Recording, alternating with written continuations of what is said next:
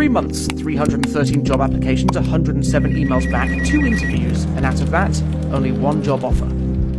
I see a lot of complaints that young people don't want to work anymore, or that young people are lazy. But the real truth of it is, how can I be lazy when it seems that no one wants to hire me? They told me to get a good career, I should go and get a degree. But now I'm being told that I'm overqualified for the jobs that I need in order to survive. I got rejected from McDonald's.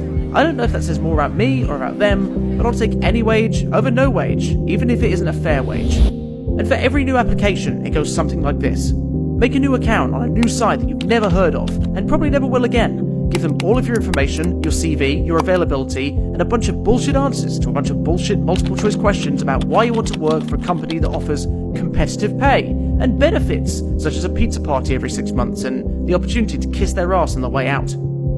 Also, please make sure that you write a specifically tailored cover letter for our company, but not too specific or wordy, just in case our algorithmic AI thinks you have no personality and that you just want this job out of desperation and money, even though we can't afford the time of day to look at the applications ourselves. The job search itself is feeling like a longer shift than a 9 to 5. It's just as repetitive, soul-sucking, and I'm still sitting at a computer. The only difference is that I'm doing this for free. You do all of that every single day, and you don't hear back just one word. Unfortunately. I've seen that word so much that it doesn't feel real anymore. It feels like an omen of death, knocking at me through the screen, taunting my will to live. I personally don't think society owes me a thing. But I think there needs to be a major shift in the perception and relationship between employer and potential employee. Because after all, by the time I do get a job, I'll have reached the age of retirement. Or maybe not, all things considered. Hey, what's up everybody? Welcome back to the channel.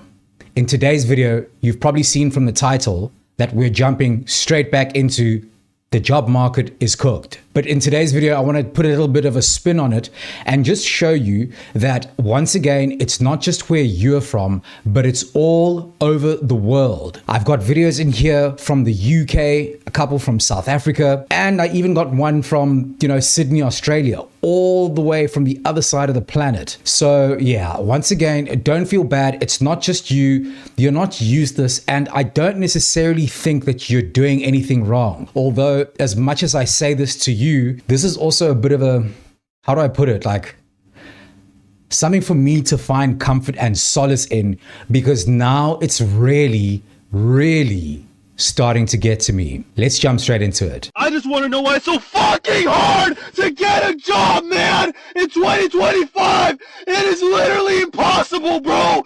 When you do, you get 7 rounds of interviews for some reason, man! Just for them to go with another candidate. You cannot find the job in 2025. It is literally impossible, and I keep crashing out about it. How the fuck are we ever gonna find a job? Why is it so fucking hard, man? It should never be this fucking hard.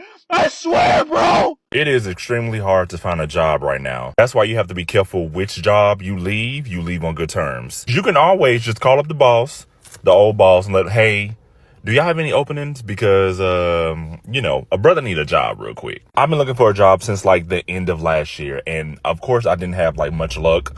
So of course, sometimes I probably have to do a little bit of Uber, a little bit of DoorDash just to get some money in my pocket. But finding a job, a real job, is literally hard to do right now. I don't care about going back to a 9 to 5 because my life has changed over the course of months. So I got to do what I got to do. I got to handle my responsibilities. My dreams will never die. But I need somebody to either call me back, or when I call y'all, can y'all pick up the phone? And then when I send an email, can you at least send me a follow-up letting me know why I didn't get the position, or at least the position has been filled or something? Like, be considerate. Like, come on now. Like, I'm looking for a job. Y'all need people because, of course, on Indeed, it says we are looking for people to hire. So if you're looking for people to hire, but you're not hiring nobody, or you're not calling nobody, or you're not picking up the phone, why do you have that application up? Like, what's the point of having an opening if you're not going to at least give somebody an introduction interview? Like, what's going on? Let me know. Am I the only one struggling to find a job right now? No, bro, you're not the only person struggling to find a job right now. And to add to the questions that you asked, which were very pertinent and poignant, and they were right on the money. Why are you looking for a job if, nobody's going to fill the position? If that's the case, I start to think to myself, well, then go one step deeper. What does HR do when they're not hiring people? What do the recruitment agents do from day to day? Like when they walk into the office from like 8 o'clock in the morning until 4 o'clock in the afternoon, what exactly is it that you're doing if you're not hiring people? If these technologies, these ATS systems that pass through applications are the ones that are rejecting semi or almost nearly qualified candidates en masse, they're just handing out L's and rejections day by day, hour by hour. What exactly are you doing as HR? I'd love to know, or like as a recruitment agent, because I'm really getting to the point right now where I'm about to throw my whole computer through the window because it's getting a bit much. Ooh, sir. Breathe. Okay, let's watch other people rant now. So this is going to be a rant about applying for jobs in South Africa. So if you are looking for a new job or you're unemployed and just looking for a job, then you're probably going to relate to what I'm saying. I have graduated not once but twice from Wits. I also have some experience working in the field that I'm applying for. Yet every single time I have applied for a job, I don't get rejected. I just get ghosted. So I don't even know what the issue is because I have no feedback. And I can't even tell you how many times I have changed my CV to fit a particular format, how many cover letters I've written for each of these jobs I've sent out. I do this almost every single day and I get no feedback. This is the most depressing, frustrating thing I have ever done. I'm not even going to lie. It actually is driving me crazy. I've studied in South Africa. I have the qualifications. I have some experience. I don't have as much experience as maybe they would like because they are not giving me a job to begin with. So where will I get the experience that they want if they're not giving me an opportunity? But honestly, it's so frustrating that I don't even get a response to know what could I do better next time or anything. You just know nothing. It is so frustrating. I honestly, if you are looking for a job, or you're unemployed and you're a graduate, you're not even a graduate, you're just applying for jobs, I honestly feel your frustration. This is so frustrating. I don't understand it and it is so depressing. And when everybody says to you, just hang in there, something will come. Those of you that follow me might have seen a video of me complaining about the UK job market. Well, I've got more to say about it. I've been applying for paralegal roles and I had a role back the other day and they told me they loved my application, loved my CV, and then they sent me a quick test to complete before moving me on to the next stage. On this test thinking, you know, I could probably just take sort of 15, 20 minutes out of my day, get this done, max. How long do you think this test takes? Have a think. An hour. For a job I might not get. For a round one, stage one of a job interview process. An hour. I was working full time and I had to take 60 minutes out to do that for a paralegal role that quite honestly is probably being paid the bare minimum. It doesn't say the salary. It's probably about max 25k per year. I'm honestly better off going into a hospitality role. Not that I can get that, but I'm better off going into a hospitality role. I just think these companies are crazy and they're going on about how there's sort of talent crisis at the moment. This is why. You can't ask people to do things like this and then expect the top candidates. You just can't. Anyway, that's today's rant over. I have a similar story to that young lady, except mine wasn't necessarily a task that I had to do, but rather after submitting an application and not hearing back, standard operating procedure, you already know what it is. Then all of a sudden, a couple of days later, which was, I think it was like yesterday or something, I received an email from said company that I'd applied to, and they were like, "Hey, would you like to take this survey about your experience in applying for..." "Bitch, you haven't even gotten back to me about the job. Shut the fuck up." If it wasn't so ridiculous, it would be laughable. I mean, I did have a chuckle about it because I realized in that moment that, you know what? These motherfuckers don't respect me. How dare you ask for me to survey and answer questions about my experience on the application process when you haven't even gotten back to me about a rejection at least, you know? It, like, cut me free from the suspense, like, set me loose. What the hell, bro? So I get the frustration, and I can only imagine that it's a lot worse when they ask you to do something for them and they haven't even let you know whether you're going to guaranteed get the job or not. It feels a bit like putting the cart before the horse for me. So I did this little experiment where I applied for 3,000 jobs in 1 month just to see what had happened. And why do I even test myself? Because I got so far like 100 responses and none of them offered me a job. Albeit they all look for experience in different roles and different industries and whatever, but 3,000 jobs is pretty significant. I think I applied for every single job under the sun. So I think the job market's fucked in Sydney, if you have to ask me in a very frank and specific way. I really am baffled as to how people get jobs. What is this city coming to where you can't live, you can't work, and you can't play?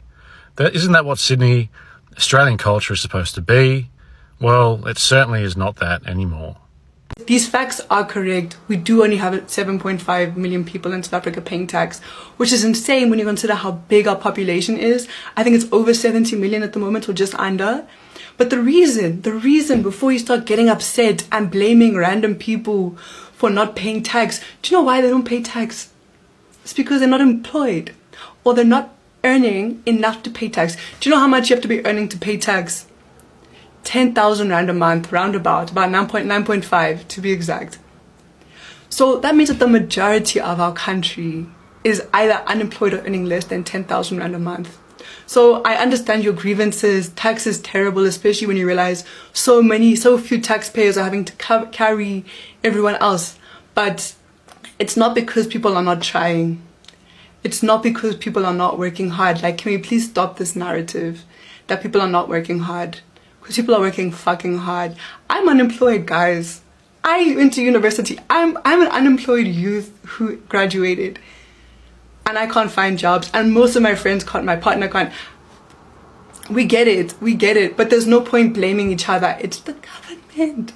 And it's a mismanagement of funds. And it's also not the government's fault completely, because it's also fucking apartheid and colonialism. It's a very complicated matter. But it's really important for us to actually educate ourselves on this as well. If you're watching this from the rest of the world, having read that might have blown your mind, but it is absolute God's honest truth that in South Africa, there are only 7.5 million income tax paying citizens in the country. Everybody else that's gainfully employed is below the taxable threshold. Let that sink in. 7.5 million people. Like, that's what, maybe 11% of the UK population, or like England's population. Imagine only like 7.5 million people are carrying the tax load.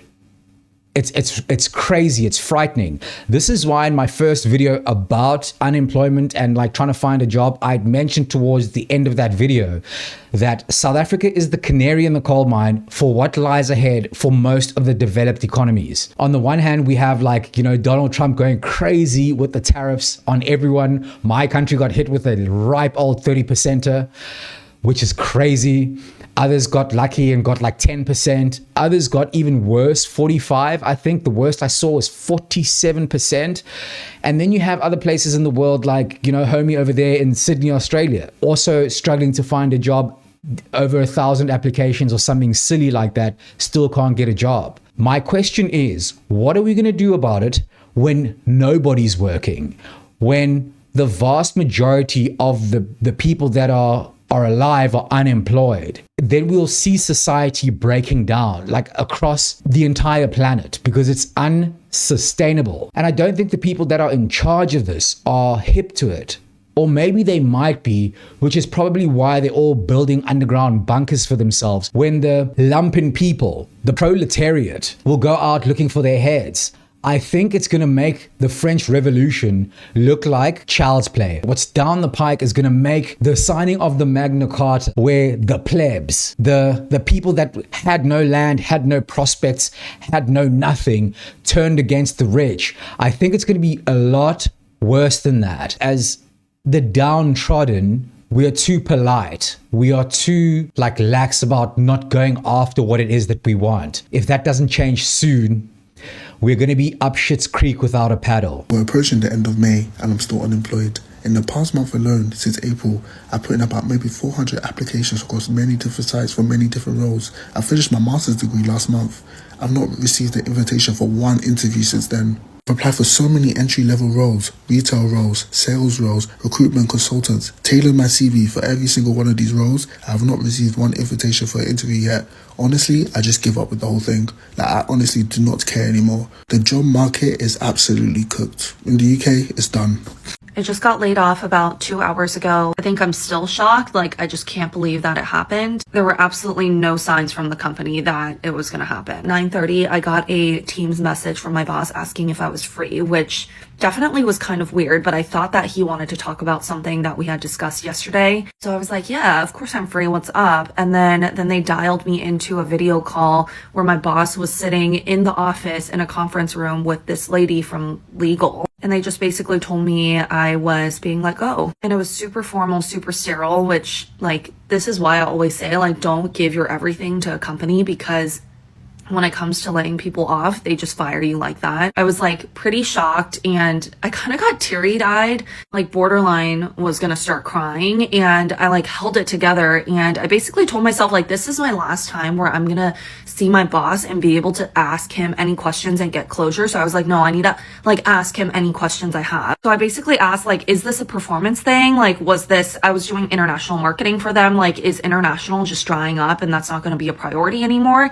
And he basically gave some vague answer, which was like, no, this is like overall the entire company, we're doing layoffs, so you're just one of many. Then they dialed HR in, so HR started going over my severance package, and then they passed me to IT, where like he wiped my computer and had me wipe my phone. Like, the whole process was like 30 minutes. And basically I just started calling my family and texting some of my coworkers, and then I guess I found out that like our entire marketing team, like there were, I think, like 35, 40 people. Like, I think there's only like 10 people left. And company-wide, I think they got rid of 20%. I wish I had something positive to end this video off with, something inspirational, something to put some pep in your step if you are unemployed like I am and you're in the job market looking for something. I wish there was something that you could sink your teeth into, that was something tangible that could build you as a person and give you that oomph to keep going. But unfortunately, things are looking bleak. All the economic indicators are pointing towards a recession that's on the horizon. Food prices are going up, unemployment is rising, cost of living is rising to the point of people being unable to survive. All the symptoms are there. It looks like a duck and it quacks like a duck. But it seems like the people that are in charge are refusing to call it a duck. For them, they're telling us, no, it's a hippo. Man, guys, I don't know. Whatever you're doing that's bringing in income, lock in. My parents used to say to me, respect your work, hang on tight to it. You know, if you've got a job, hang on for dear life and don't let it slip between your fingers. Don't get fired. Don't be tardy. Don't do things that will put you in a precarious position once that job gets taken away or you've lost it. All right, guys, that's my spiel for today's video. If you enjoyed today's content, don't forget to hit the like button because that helps with the YouTube algorithm. And if you haven't already, go ahead and hit the subscribe button, as I'm trying to grow this community so we can go through this unemployment thing together, or at least so you guys can go through it with me. I need all the support that I can get. I'm losing my mind over here. And yeah, thanks for watching. See you on the next one. Peace.